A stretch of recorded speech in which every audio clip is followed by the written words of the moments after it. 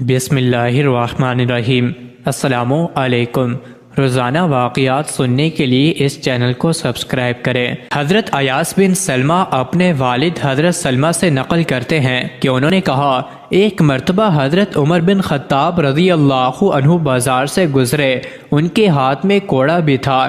انہوں نے آہستہ سے وہ کوڑا مجھے مارا جو میرے کپڑے کے کنارے کو لگ گیا اور فرمایا، راستے سے ہٹ جاؤ۔ جب اگلا سال آیا تو آپ کی مجھ سے ملاقات ہوئی تو مجھ سے کہا، اے سلمہ، کیا تمہارا حج کا ارادہ ہے؟ میں نے کہا، جی ہاں۔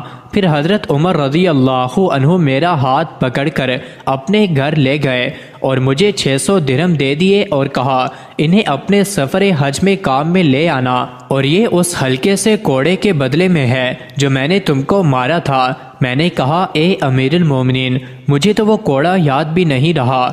فرمایا، لیکن میں تو اسے نہیں بھولا، یعنی میں نے مار تو دیا لیکن سارا سال کھٹکتا رہا۔ جنید بن محمد کہتے ہیں کہ ابو شعیب براسی پہلے شخص ہیں جو براسی میں مقیم ہوئے۔ وہ ایک کونے میں رہ کر عبادت کیا کرتے۔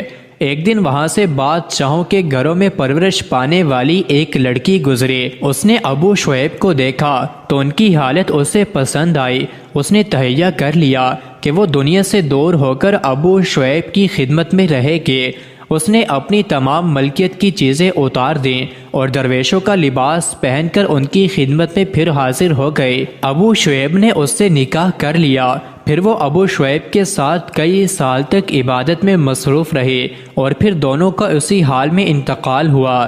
ایک دفعہ کا ذکر ہے کہ خلیفہ ہارون الرشید اپنی بیوی زبیدہ سے مناظرہ کر رہا تھا۔ اثناء گفتگو زبیدہ نے ہارون رشید کو دوزخی کہہ دیا۔ ہارون رشید نے کہا کہ اگر میں دوزخی ہوں تو تمہیں میری طرف سے طلاق ہے۔ غرض دونوں آپس سے جدا ہو گئے۔ چونکہ خلیفہ کو زبیدہ سے بہت محبت تھی اور زبیدہ بھی خلیفہ کو نہایت محبوب رکھتی تھی، اس لیے دونوں بے قرار ہوئے۔ تمام علماء کرام کو جمع کر کے فتویٰ طلب کیا، مگر چپ رہے اور کہنے لگے کہ سوائے ذات رب العالمین کے کوئی نہیں جانتا کہ خلیفہ دوزخی ہے یا بہشتی۔ اس وقت حضرت امام شافعی رحمۃ اللہ علیہ بھی آپ کی مجلس میں موجود تھے اور عمر میں بھی 11 سال سے کم تھے۔ آپ رحمۃ اللہ علیہ نے کھڑے ہو کر کہا کہ اس مسئلے کا جواب میں دیتا ہوں۔ سب لوگ حیران رہ گئے کہ ایک بچہ کیا جواب دے سکتا ہے۔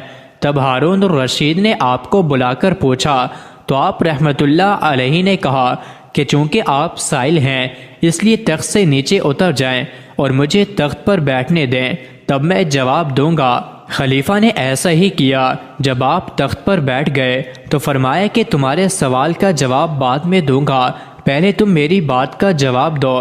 پوچھا، کیا سوال ہے؟ فرمایا کہ کیا کبھی کسی گناہ کے کر سکنے کی ہمت ہوتے ہوئے تم نے خوف خداوندی سے اس گناہ کو ترک کیا؟ خلیفہ نے کہا، ہاں۔ تب آپ رحمۃ اللہ علیہ نے فرمایا کہ میں حکم دیتا ہوں کہ تم بہشتی ہو۔ تمام علماء کرام نے یہ سن کر کہا کہ یہ کس طرح اور کس حکم سے؟